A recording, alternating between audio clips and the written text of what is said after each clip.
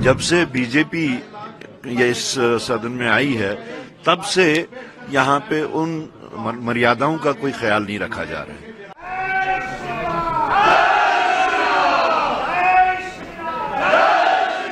यहाँ भगवान राम जी का मतलब नहीं है। भगवान राम जी मेरे भी राम, उनके भी राम, आपके भी राम, सबके राम, भगवान एक है। बीजेपी के लोगों का नार्को टेस्ट कराइए, देखिए इनके दिल में भी यही है कि सुरेंद्र चौधरी ने और नेशनल कॉन्फ्रेंस ने जो किया है ठीक किया।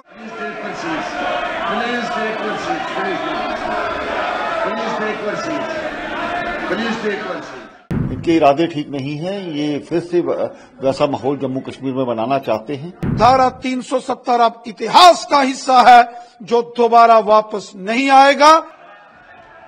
जम्मू कश्मीर विधानसभा सत्र में बुधवार यानी 6 नवंबर को उस समय हंगामे की स्थिति पैदा हो गई जब उप मुख्यमंत्री सुरेंद्र चौधरी ने आर्टिकल 370 को बहाल करने की मांग करते हुए एक प्रस्ताव पेश किया।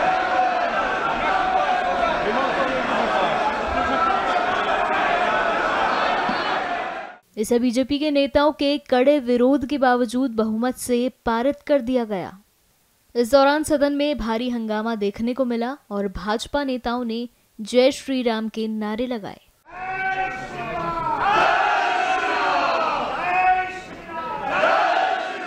ये तो अफसोस की बात है कि यहाँ पार्लियामेंट्री प्रैक्टिसेस जो यहाँ पे इन प्लेस थी जम्मू कश्मीर में, जब से बीजेपी ये इस सदन में आई है तब से यहाँ पे उन मर्यादाओं का कोई ख्याल नहीं रखा जा रहा है। आज जिस तरीके से उन लोगों ने बिहेव किया, जिस तरीके से वो टेबल्स पे चढ़े, पाँव उसके ऊपर रखे, तो ये बराह रास्त असेंबली का एक ये कहें कि इंसल्ट है। तो ये अच्छी पार्लियामेंट्री प्रैक्टिसेस नहीं है।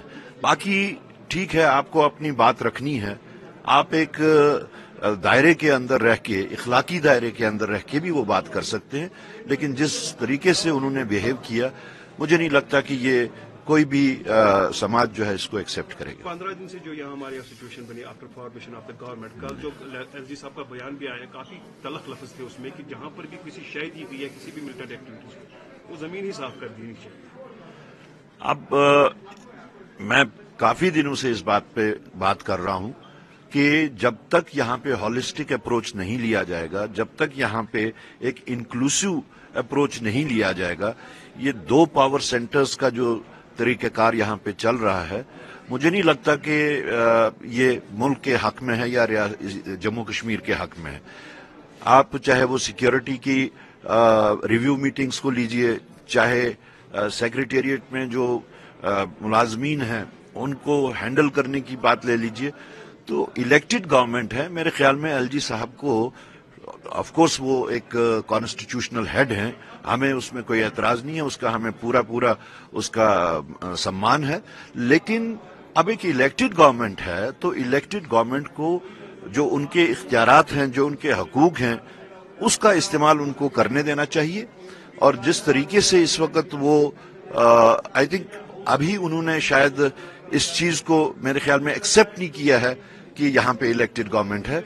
जितना जल्द वो इस चीज को और खासतौर से सरकार को काम करने देंगे उतना अच्छा रहेगा। शायद इसीलिए जय श्री राम के नारे पहली बार यहाँ पे लग गए। रिलीजियस नारों को असेंबली में करना किस हद तक सही है?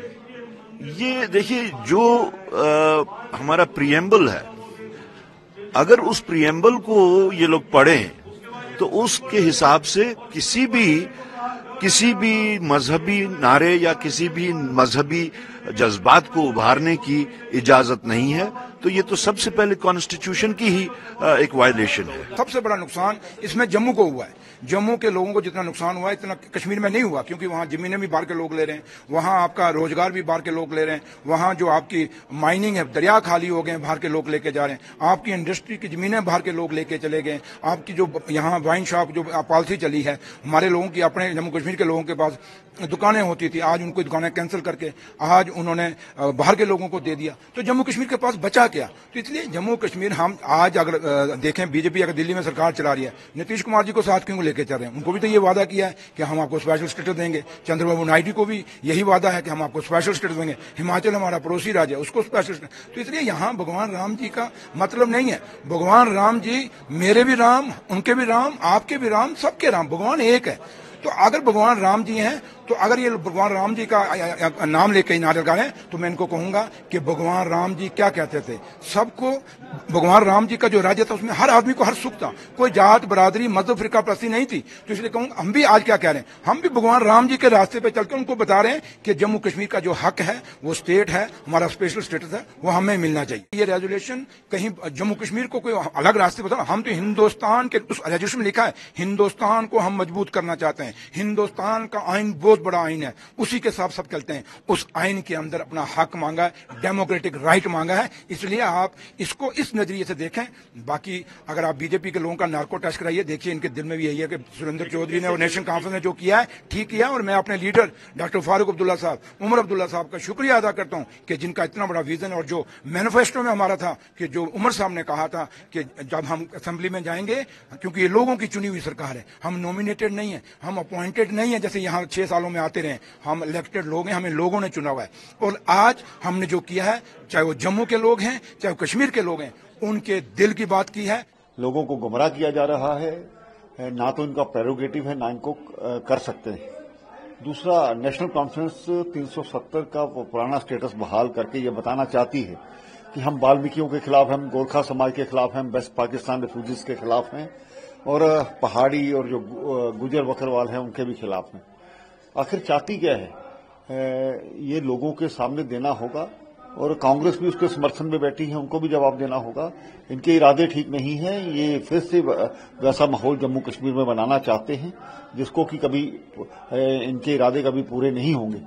अभी तो इन्होंने जो आज किया है वो अच्छा नहीं किया है, और ना लोगों को ये पचने वाला है, ना लोग इसको सहन करेंगे। जम्मू कश्मीर की नई सरकार कांग्रेस के सहयोग से यहां आतंकवाद और अलगाववाद की मानसिकता को दोबारा जन्म देने की कोशिश कर रही है।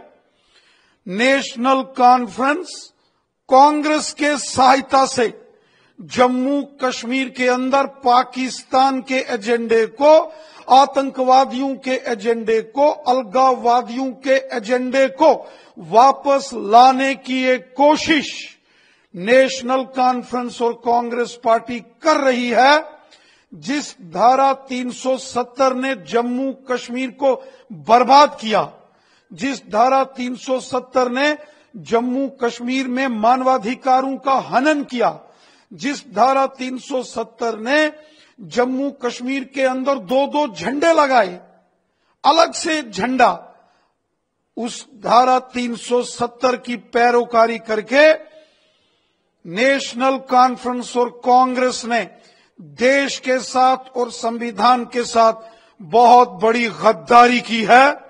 एक बात साफ है कि धारा 370 अब इतिहास का हिस्सा बन चुका है, जो कभी वापस लौट के नहीं आ सकता। धारा 370 ने जम्मू कश्मीर में महिलाओं के अधिकारों का हनन किया। गुजर, बकरवाल, पहाड़ी, ओबीसी, दलित समाज, गोरखा समाज, वाल्मीकि समाज, रेफ्यूजीज, विस्थापितों के मानवाधिकारों का हनन किया। जिस धारा 370 ने जम्मू कश्मीर को संविधान के मूलभूत अधिकारों से वंचित रखा, उस धारा 370 को सदा सदा के लिए समाप्त कर दिया गया है।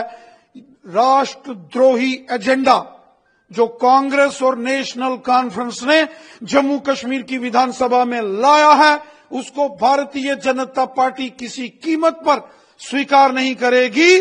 धारा 370 अब इतिहास का हिस्सा है जो दोबारा वापस नहीं आएगा। लेकिन नेशनल कॉन्फ्रेंस और कांग्रेस पार्टी ने बहुत बड़ा षड्यंत्र किया है। पाकिस्तान के एजेंडे को, आतंकवादियों के एजेंडे को, अलगाववादियों के एजेंडे को नेशनल कॉन्फ्रेंस और कांग्रेस पार्टी दोबारा जम्मू कश्मीर में लागू करने की साजिश और कोशिश कर रहे हैं। लेकिन भारतीय जनता पार्टी इस आतंकवादी एजेंडे को कभी जम्मू कश्मीर में लागू नहीं होने देगी।